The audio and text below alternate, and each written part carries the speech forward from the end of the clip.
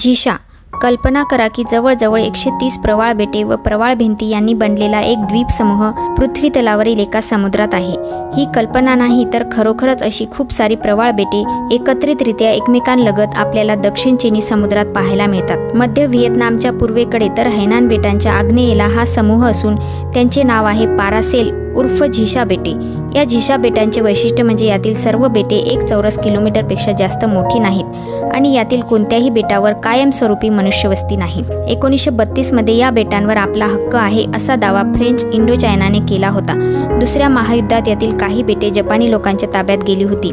या बेटांवर असलेल्या विपुल प्रवाळ संपत्तीमुळे चीन, तैवान व व्हिएतनाम हे सर्वच जण या बेटांवर स्वतःची मालकी सांगत आहेत। इसवी सन 1974 पासून चीनने या बेटांवर ताबा मिळवला असला तरीही आजही या बेटांच्या मालकीचा प्रश्न वादाचा मुद्दा बनून राहिला आहे। हा व्हिडिओ तुम्हाला आवडला असेल तर प्लीज या चॅनलला सबस्क्राईब करायला विसरू